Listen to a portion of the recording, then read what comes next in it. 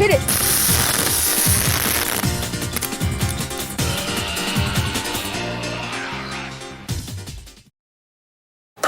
Hey everybody, this is the Computer Geek 0101010001 here, and today we are going to be having a detailed overview of a Dell Dimension 4600C, which falls into a very special class of computers unofficially known as Easy Bake Capacitor Ovens. No, I'm not kidding. It's not... Yeah, you'll see why they're referred to as Easy Bake Capacitor Ovens. Well, at least YouTuber UXWBill has certainly referred to them as such. So, yeah, this computer was given to me by a former employee and a substitute teacher at the school I go to, and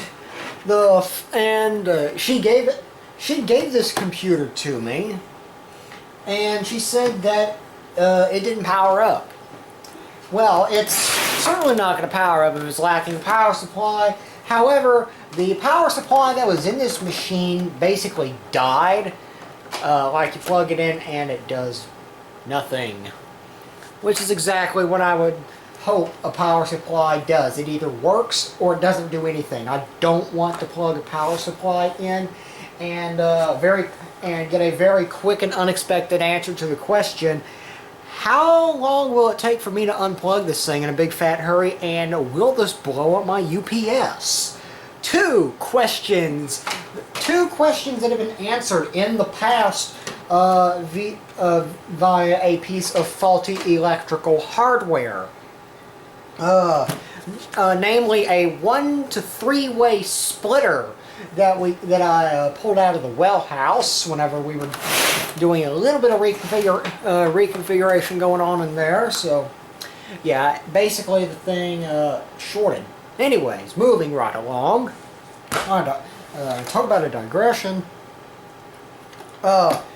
This computer, let's just put it this way: the hard drive will need to be wiped, and you'll get lucky enough to see that take place here on video. And yes, this does have a laptop optical drive in it, and yes, it does work properly. So, this machine is almost completely toolless by design, and we have a bevy of ports on the back. So, if we look at the back here, we see that we have quite a selection of ports. We have optical audio out. We have a printer. We have a parallel port, a USB port, and surprisingly, none of the thumb screws on the back are loose. We have our 4 diagnostic lights. We have PS2 keyboard and mouse, and we have 5.1 channel surround sound built into this machine. You see microphone in, line out, line in. I think that's surround out, and I think that's LFE, low frequency effects out. I think. I'm not too sure on anything past these 3 colors here. So we have a ton of USB ports here at the back. 6 of them, 4 here, 2 below the Ethernet jack. Going by the presence of 8 pins here, I'm willing to bet this thing has gigabit Ethernet. I have not looked up the service tag, and if any of you have seen a Microsoft Windows XP Home Edition product key, I don't care. Go ahead, use it somewhere. Anyways, we just look at it. It's pretty... Okay, if we just look at it here, it's pretty bland and boring. Here's the side that you would have like sitting down on a table. Also, it can be used just like this. Here we have this really goofy looking front. Here we have this really goofy looking front panel thing. It fits the color scheme. It fits the color scheme of the case nicely. it has a combination power button and power light. The hard drive activity indicator light is right here, and no, there's no reset button on this case. The top here has this neat little indentation for you to slide a finger into to fold this goofy looking thing out.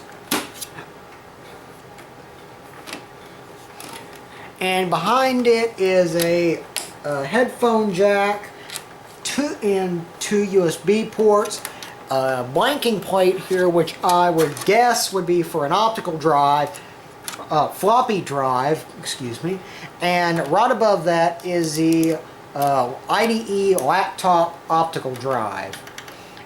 And if you open this, you can press the power button a whole lot easier. And this part here actually detaches. Now this thing right here actually comes off. There's a couple of tabs, one here and one here, that basically snap in to matching tabs here. And for the purposes of disassembly, we are actually going to leave this on, because if you have this thing off while you're messing with the case, let's just say that there is a lot higher risk of this bottom one or the top one or both of them being very unexpectedly amputated, or at least very badly mangled. So, and here on the side we get our little information sticker here. Manufactured, I know there's a thing here that told me when it was manufactured. Manufacturing date, November 10th, 2003. So this system is well into the 17-year-old range, and other than the power supply, it's still standing on all of its original hardware. And speaking of, let's go ahead and dive into the case and start opening things up and looking at the hardware. Now there's a couple of tabs here you have to push in to get this case to release. There's one right here, and there's one right there. And if your system just so happens to have a lock, you can cut one of these you can cut both of these tabs off and disable that lock pretty quickly. There's a Kensington lock slot, which is probably bypassable just as easily. Or you can get the universal key, which is a set of handy-dandy bolt cutters. And just like that, the lock is permanently disabled. So you push these two things in, and you lift up, and you're in. So, if we take the camera off the tripod and have a look here, we see it is, of course, a small form factor system, and the expansion cards you can install, you get a maximum of 2 here. You have an AGP graphics card slot and a conventional PCI slot. They will have to be low profile. So I'm going to go ahead and pull the modem here. You see, who is the modem vendor of choice? I'm willing to bet Connexent, which, yeah, I'm betting on Connexent here because, well, that's who made the DSP on here. Okay, and this thing right here is a release latch for the expansion cards, or card, depending on what you have installed and how the system is configured. And then we have this conjunctulatory looking mess of IDE cables. That's your word of the day. May not even be a valid word until now.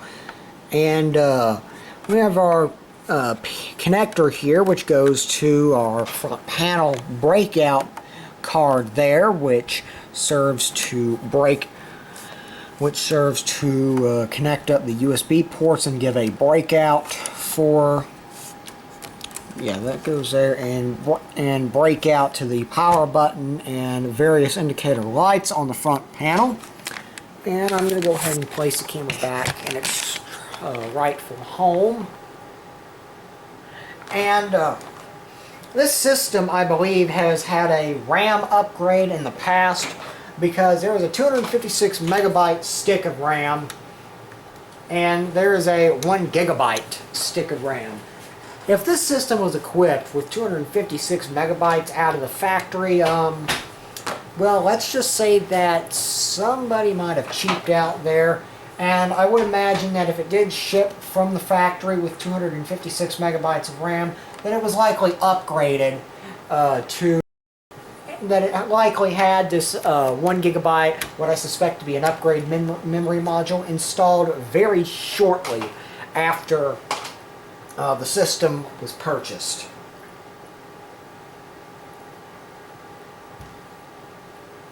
Anyways, so, and here we have one of these JMC Daytech fans, which, as UXWBill has noted, these things, once they get loud, there is no quieting them down. No, love nor money will ever quiet these things again once they go noisy. And of course, given the system's time period, it appears, given the system's time period, it uses DDR, first generation DDR RAM. So, let me see, this is a 256 megabyte stick of RAM here. Micron, yep, 256 megabytes, DDR, 333 megahertz. Yeah, this has to be the base model. Yeah, 43rd week of 2003. So yeah, this is definitely a factory stick of RAM. And if we eject our 1 gigabyte Corsair stick of RAM, CMR1G400, so DDR400 in this case, and it's not too good. It is not good practice to mix memory modules from different sets, especially not from different vendors. But with a system like this, I don't think mixing memory modules would make too much of a performance impact. You see, 08420014-5290177. You see when the PCB was made. Honestly, I can't tell when this stick of RAM was made. If I'm reading this date, if I'm reading this correctly as a date code, this thing was made on the 42nd week of 2008, which 256 megabytes in 2008, that must have been pretty painful to deal with. Now, we move on over here to the hard drive and the laptop grade optical drive.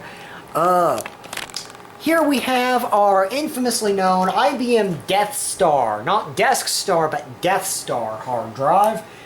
I don't think this is one of the ones that, I don't believe this is one of those drives that were plagued with failure problems. So, and this drive has been getting along fine. If I remember correctly, the smart stats on it are healthy, so I have no reason to worry about this particular hard drive. Now, behind it is the blanking plate, and then behind that is our optical drive. And that is certainly an interesting little interconnector interposer board right here. And the way they did this is interesting, because there's a little tab that sticks out of the back of the case right there. And there is some Mylar. Yeah, there is some Mylar right in here that has no traces, nothing running through it. And that Mylar hooks into this right here, and I believe that's to keep this in place. Now, speaking of Mylar, this is a Mylar IDE cable, and I believe the way you're supposed to detach that is down here at the IDE connector. They give you some rigid plastic here, and I believe you're supposed to use a screwdriver to push out on either side and until it disconnects. Now they did not give you a cutout here, a key. They did not key this connector here. So if you really tried, it would definitely be possible to install it upside down, but it's going by the design of the connector and the design of the case. It's pretty well implied that you can only install this one way. Now, if we look over here at the optical drive yet again, this, you basically have to lift this up, and it's out. Now, this is a 4-pin Berg connector used for commonly found powering floppy drives, and right here is a CD digital audio connector, 4 pins, that you would connect here. You would connect it here, and you would connect it to the CDDA. Yeah, CDN, which is the black 4-pin header on the motherboard. So, I'll go ahead and take that out and set it off to the side. And then behind that is a pair of quick release tabs, and the optical drive simply lifts out. And this is a pretty decent high quality model. H&L Data Storage is the vendor of choice, manufactured September of 2003. The DVD logo is a trademark. Well, good to know. And here we have, and that just leaves the hard drive in IBM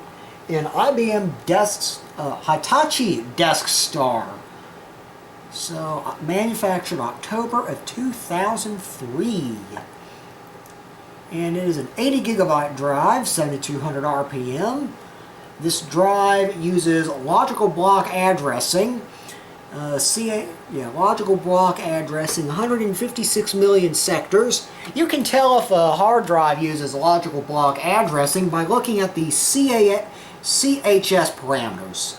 A CHS parameter set of 16,383 cylinders, 16 heads, and 63 sectors per track indicates to most sane system BIOSes that the hard drive should be addressed using logical block addressing, and that cylinder head sector addressing will not work properly. Now, another confusing thing Dell did, they give you a pull tab. They give you a pull tab down here to disconnect the IDE cable. You know what, let's go ahead and get some of this other cabling out of the way. Like this connector here that connects to the front panel breakout. Go ahead and unplug that and get it out of there. That thing is annoying. Yeah, right here. They give you a pull tab. Back here, that blue pull tab thing. They give you a pull tab for easy disconnection, but then they give you almost no room to disconnect it. It probably beats the alternative of bashing your hand against sharp edges when you're trying to disconnect it.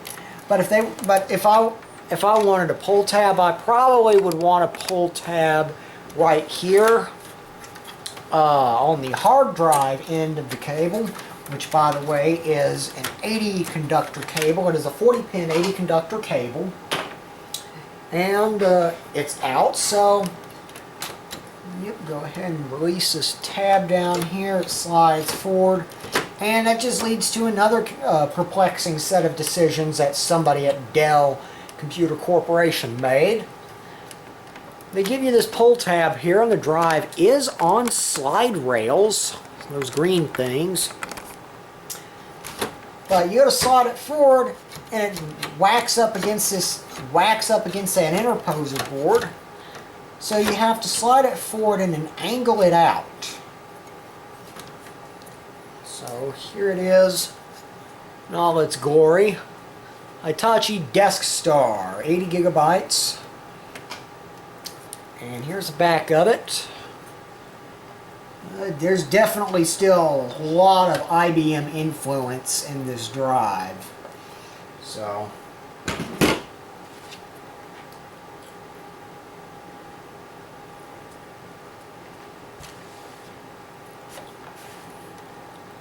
and then lastly, we'll go ahead and disconnect.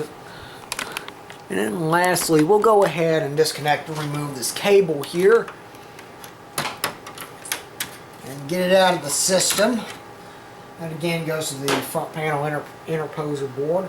And it looks like we're done messing around up there. So now if we turn our attention back to the motherboard, you can see that there's some pretty weird stuff going on here. Such as this, the CPU cooler, the CPU heatsink fan is literally bolted onto the heatsink. So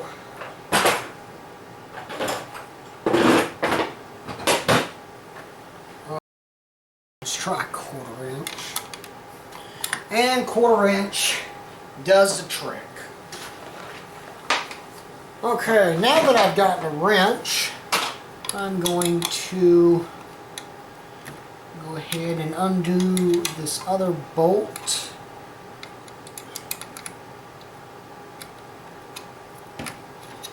Now that it's loose,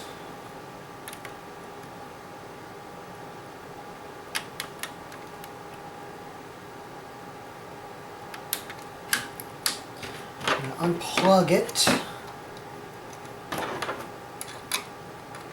I'm going to continue unbolting it. I never thought I'd say unbolting a CPU heatsink fan until last night when I took the system apart just to get a feel for it before I started this video.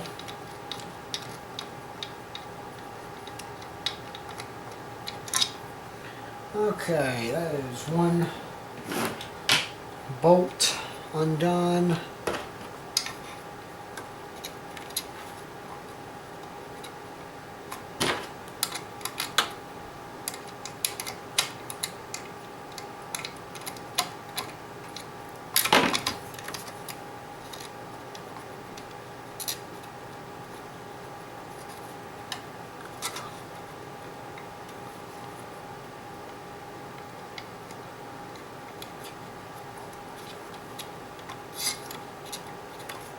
And there's the other bolt undone. That is a pain in the butt.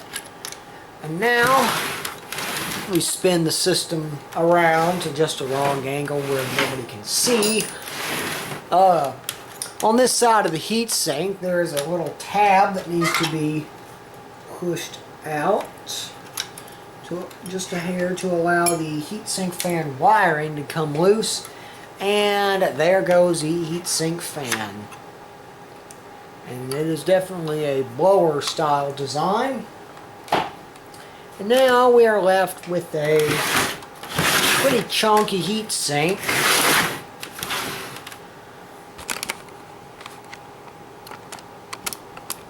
And so, I'm going to undo these green plastic clips. I think Dell, that they might have over-engineered this a little bit.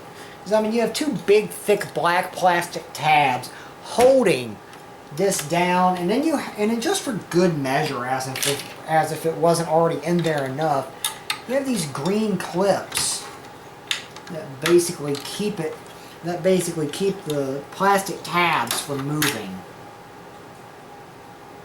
So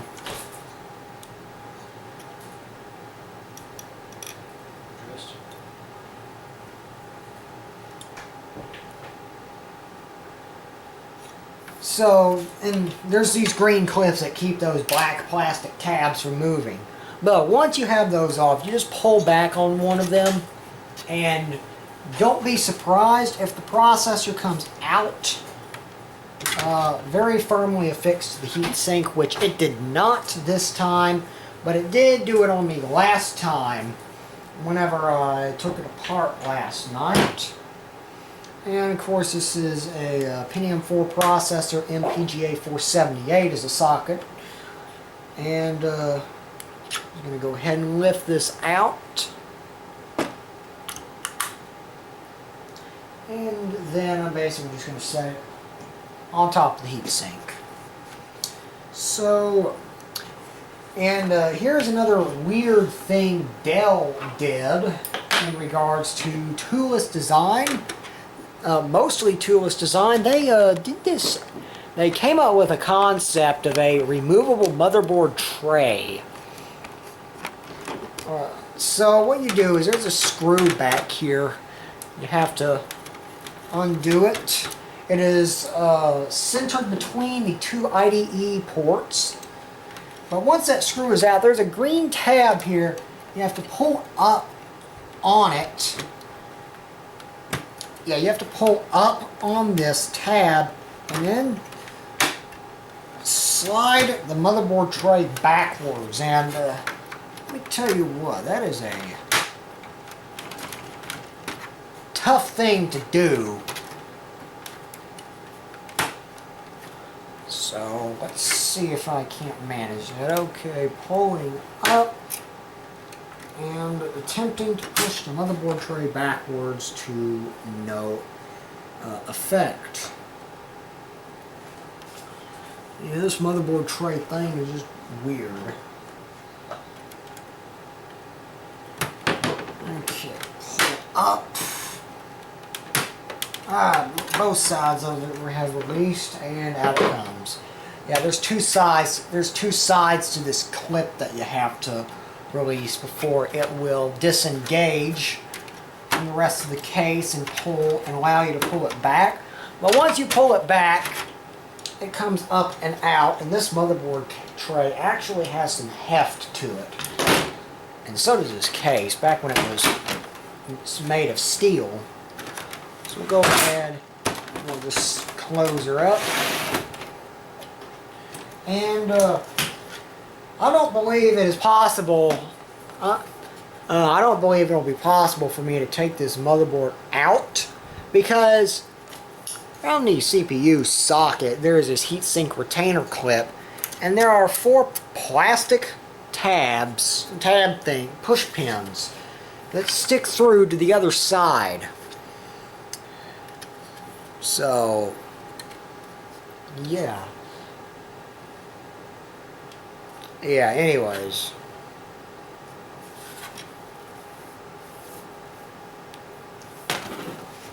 So, that's about as far as we're going to be able to get on the disassembly. So, I am going to, you know what, I'm actually going to put this thing back together on video.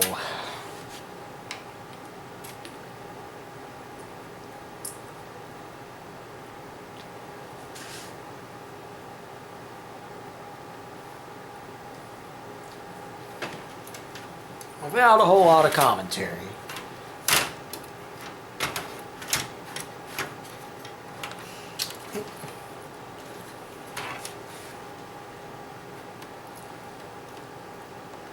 And if I'm looking at it correctly, I believe the I believe the Ethernet controller vendor is Broadcom.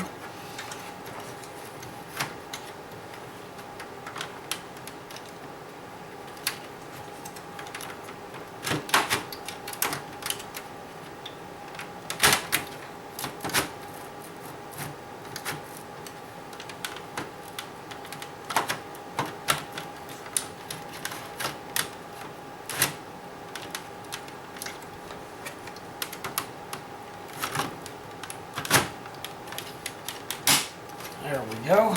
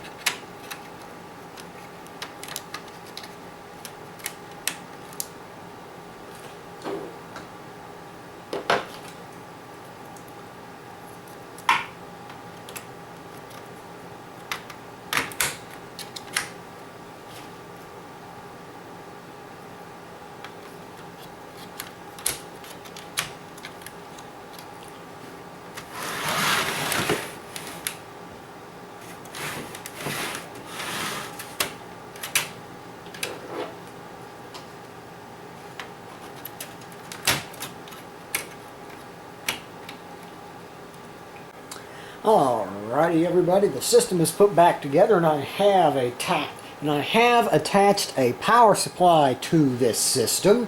So the CMOS battery on this thing is long gone. CMOS battery is dead, stone cold graveyard dead. So, you know, I still haven't removed it, and it's a Panasonic battery, so I'm willing to bet it's factory. Yeah, the battery is graveyard dead on this system, so as soon as I plug in this power cord, it's gonna start right up. I've got a monitor and cable. I've got a monitor and USB keyboard and mouse cables plugged into it. I really don't need the mouse. I really don't need the mouse cable, however, unless I want to do something like grab a copy of UXWBill 5 Ultimate Boot CD and boot into something like Linux or whatnot. But anyways, there we go. Alrighty, system is started up. We are posting. We are performing automatic IDE configuration, and as the computer very plainly tells us, it says invalid configuration information. Please run setup program. And I am about to go move the tripod.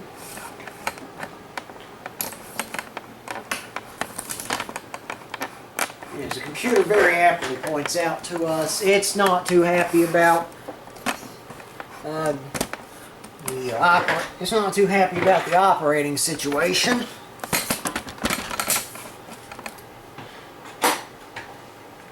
And if you hear a high frequency whine, you can thank my power supply for that.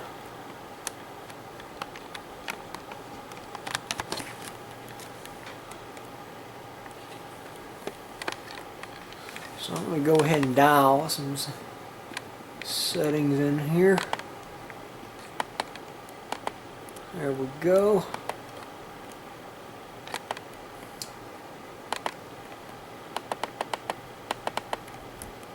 Go ahead and knock the exposure down a little bit, since I know this camera likes to blow out the exposure.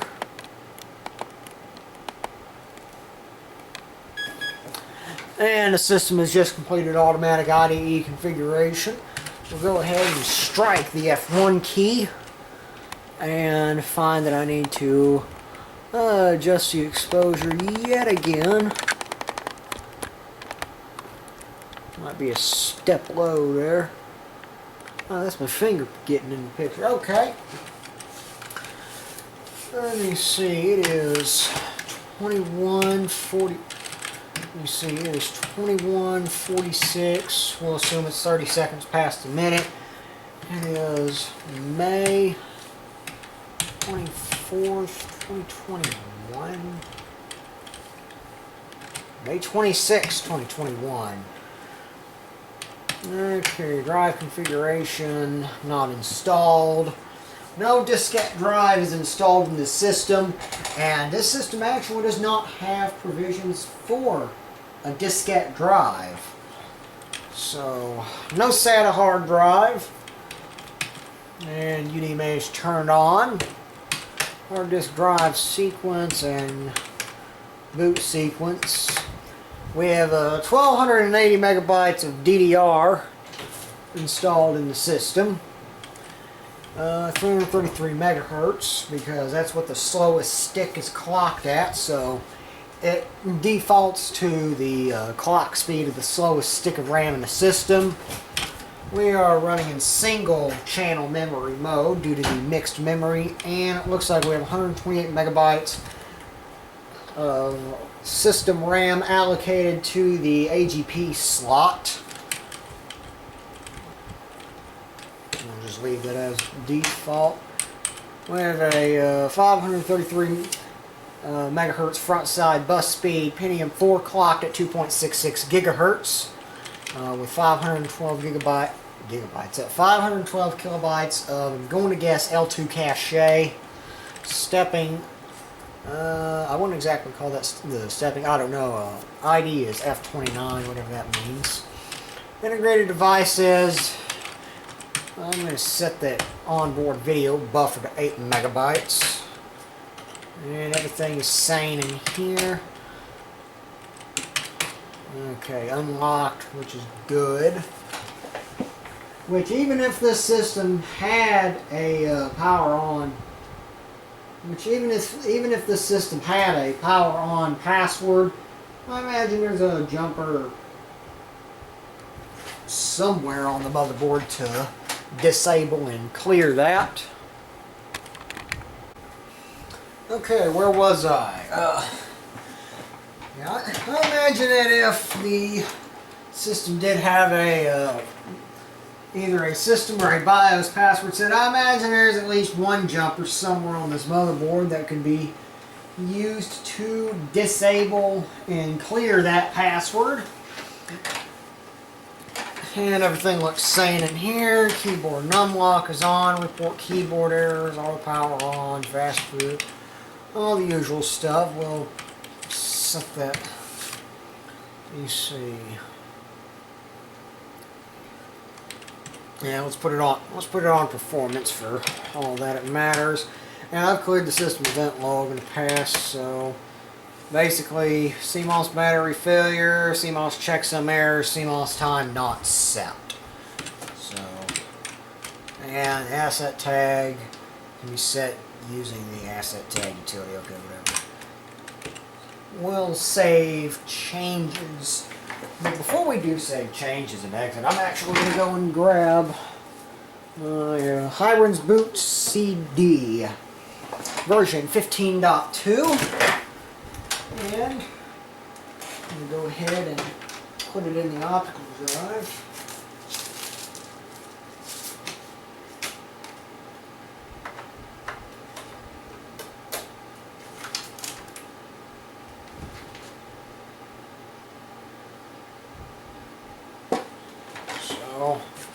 Save changes and exit, and I'll go ahead and call up the boot menu. And waiting on the optical drive to become ready. Looks like it just did. Yep. So we'll go ahead and kick off into our thing here. And let me see. Let's go ahead and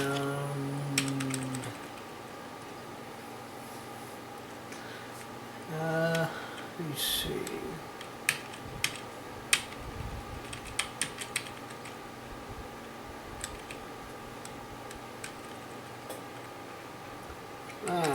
DOS programs. I'm going to go ahead and look at our hard drive. Look at our hard drive smart stats. Let's see, hard disk tools, and I'm going to call it Victoria.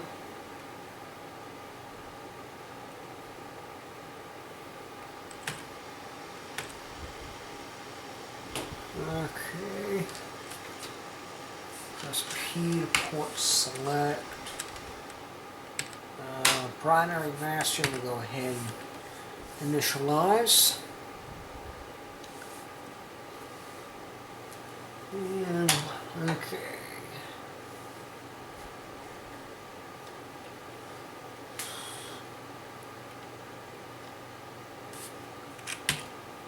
And call up our smart. Okay, what do we?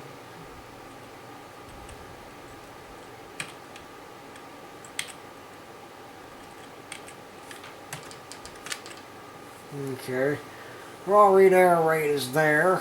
Throughput performance. Reallocated sector count is definitely looking a little bit sketchy at 39 sectors. So now this drive is definitely not something I'd put in the customer's computer, that's for sure. No seek errors, which is nice. 43 reallocation events. So No spin up retries.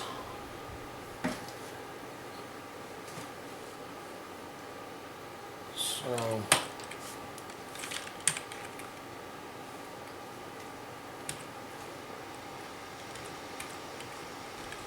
okay, M for menu, hard disk tools. I don't think I've used active kill disk before. Let's see if this does anything handy. Popped up some message. Your program caused a device driver error. No, your program caused a divide overflow error. So we'll just exit here. We'll actually reset the system and drop directly into D-band. DEC-ROM. Because the hard drive on the system needs 100%, absolutely 100% needs wiped like yesterday. So we'll go ahead and drop into D-band here. And we'll go ahead. This is definitely an older version of D-band. Okay, booting the kernel. Please wait 60 seconds for D-band to start. You may remove the boot media now.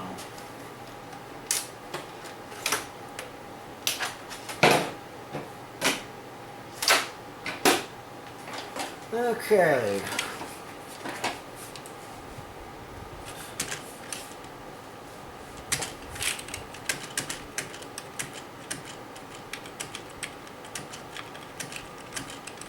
Go ahead and tell it to wipe the entirety of the drive.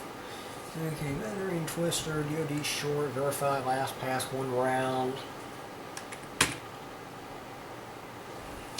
And there we go.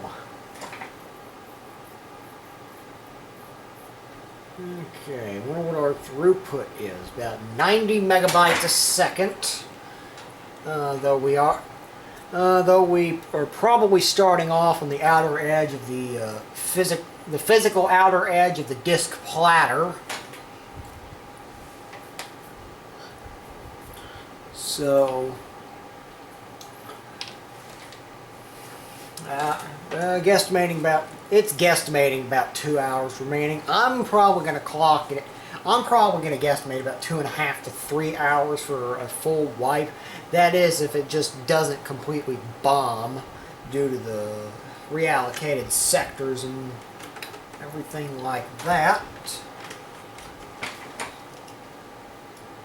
And our CPU is definitely toasty.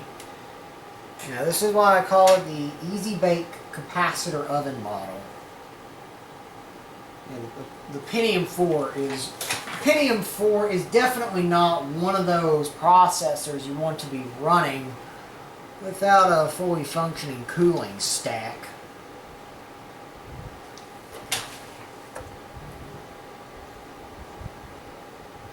That's actually quite hot. So, yeah, I'm just going to guesstimate somewhere between 2.5 and 3 hours to wipe this, to complete a full wipe on this drive. Anyways, it appears that that is the end of the video. So let me go ahead and reset everything back to defaults here.